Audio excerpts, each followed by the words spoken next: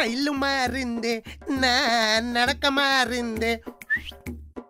అమ్మా అబ్బా అయిపోయి దీనమ్మా, ఈ కబోర్డ్ కూడా కబ్జా చేసిందా?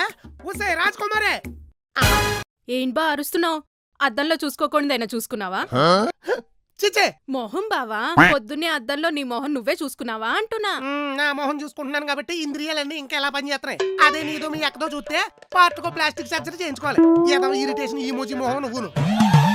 అయినా ఫుడ్ ఆర్డర్ ఇస్తే పెంగర బోల్ వచ్చినట్టు దాన్ని పిలిస్తే నువ్వు వచ్చేవేంటే టిప్పు తప్పేద్దావనా? మీటింగ్ ఉందని తెలుసు కదా ప్రసాద్, ఇంత లేట్ ఏంటి? ల్యాప్టాప్ కీబోర్డ్ ఊడిపోతుంది కార్తీక్. మేకులు కొట్టించుకోవడానికి మెకానిక్ దగ్గరికి వెళ్ళాను. ప్లాస్టర్ చూసావా?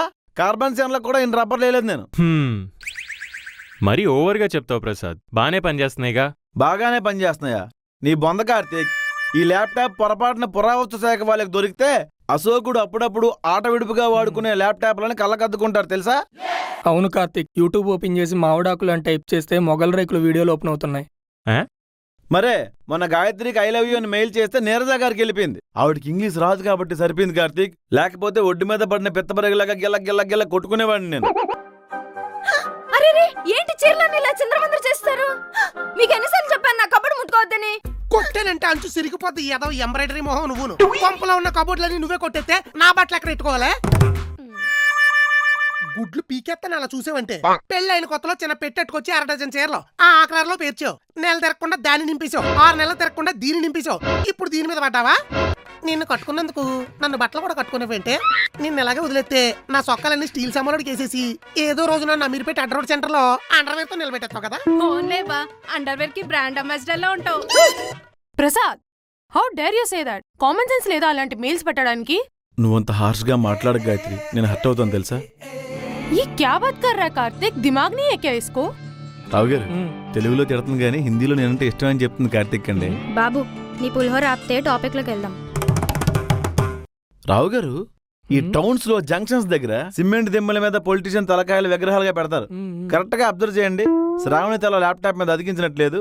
ప్రసాద్ గారు, మైండ్ యువర్ టంగ్. ఇది నిలబడినా అంతే ఉంది అండి సార్. నేను మీతో మాట్లాడుతుంటే రావు గారికి ఆన్సర్ ఇస్తారేం మీరు? ఇప్పుడు నీకు అర్జెంట్ గా పని ఉందా శ్రావణి? లేదు. మన స్టోర్ రూమ్ లో కన్నం ఉంది. ఆ కన్నంలో ఎలక ఉంది. నువ్వు కూడా అందులోకి వెళ్ళి ఆ ఎలక ఏం చేస్తుందో రిపోర్ట్ రాసుకుంటారా. నా హైట్ గురించి కామెంట్ చేస్తుంటే మీరేమనరేంటి కార్తిక్? ప్రసాద్, అందరినీ అలా కామెంట్ చేయడం తప్పు. మొహం మీద అలా. ప్రసాద్ గారు, కార్తిక్ మళ్ళీ ఫ్రీజ్ అయిపోయాడండి. కార్తిక్ కార్తిక్ కార్తిక్ కార్తిక్ మాట్లాడు కార్తిక్, లేదంటే నీరజ గారు వచ్చేస్తారు. నేను ఇక్కడ లేనని చెప్పండి. నేను ఇక్కడ లేనని చెప్పండి. ఆవిడ వాళ్ళ లీవ్లో ఉంది కార్తిక్.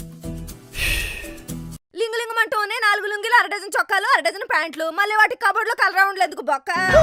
మరి నా బనీన్లు, టీ షర్ట్లు, షార్ట్లు, ట్రాక్లు అవి ఆల్రెడీ కిచెన్ లో మసిగుడ్డలా వాడేస్తాం కదా. ఇది నా టీ షర్టేనా? అంటే మీకున్న 4 జతలకి వాషింగ్ మిషన్ వేస్తే డిటర్జెంట్ వేస్ట్ అని నేనే మాపేసి మరీ ఉతుకుతున్నా. మాపేసి ఉతుకుతున్నావా? నిన్ను మూకిట్లేసి పోపేసేలే. అయినా నువ్వు నన్ను ఎక్కడ బట్టలు కొనుక్కొనిస్తావే? నా జీతం మొత్తం నీ జెరీ చీరలకి జాకెట్లకి ఖర్చు పెట్టేస్తావు కదా. లేదంటే ఇంటి నిండా ఇన్ని చీరలు ఎక్కడి నుంచి వచ్చినాయి, ఇన్ని చీరలు ఎక్కడి నుంచి వచ్చినాయి. కట్టుకున్న మొగుడు కన్నా కట్టుకుని చీరలు ఎక్కువైపోయినాయి కదా నీకు. కుట్టు వేసిన మొహందానా? అవును, చీర మీద చిరాకొస్తే ఇప్పేసి వేరేది కట్టుకోవచ్చు. మొగుడితో అది కుదరదు కదా.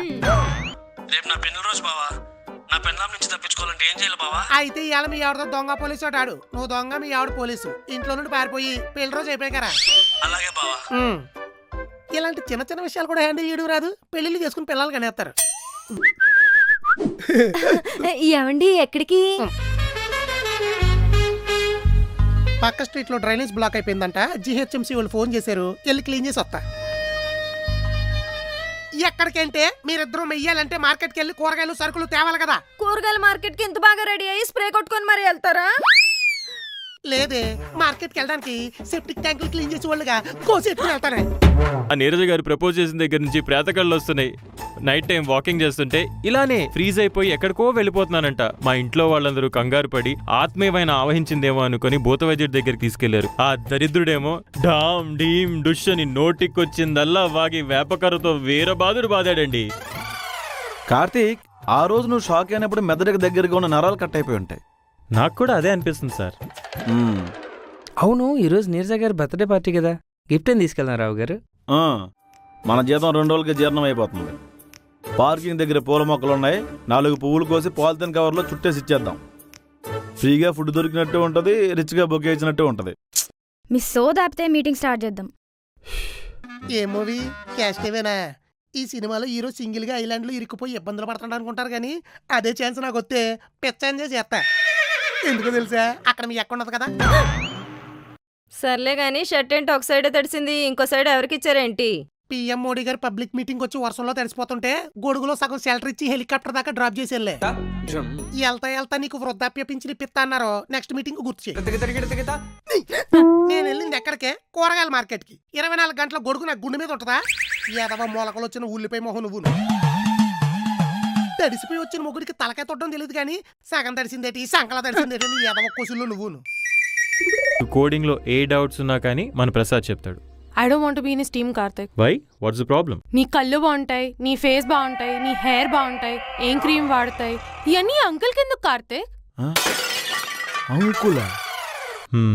ప్రసాద్, గాయత్రితో ఫ్లర్ట్ చేయటం మానేసి ముందు వర్క్ మీద ఫోకస్ చేయి. నువ్వు కూడా ఫ్రీజ్ అవ్వడం మానేసి నీరజ గారిని ఫాలో అవ్వు. అదేలా కుదురుద్ది? అయితే ఇది కూడా కుదరదు. కార్తీక్, నేను గాయత్రిని కళ్ళతో కాదు మనసుతో ప్రేమించాను తెలుసా? ఓరి దేవుడా, నువ్వు నాకు అస్సలు నచ్చలా తెలుసా? అట్లా బోడిగాడు నీకు నచ్చదేంటి తొక్క? ఈ మీటింగ్ ఈరోజు అయినట్టే. పదండి సార్, మనం వెళ్ళి ల్యాప్టాప్కి మేకులు కొట్టించుకుందాం. ఏంటి కొట్టించుకునేది? ఈ పిల్ల ఫ్లోలో అంకుల్ అనేసింది తెలుసా? కార్తీక్, ఇంకోసారి ఈ అమ్మాయి అంకుల్ అంటే నీకు నీరజకే పెళ్లి చేస్తాను చెప్తున్నాను. ప్రతిదానికి మధ్యలో నన్ను లాగుతావేంటి ప్రసాద్? అప్పుడప్పుడు నా గురించి గొప్పగా చెప్తూ ఉండు కార్తీక్ గాయత్రికి. పొరపాటున మా ఇద్దరికి వర్కౌట్ అయితే ఆడపడుచుల అంచనాలు నీవే కదా. ఆ?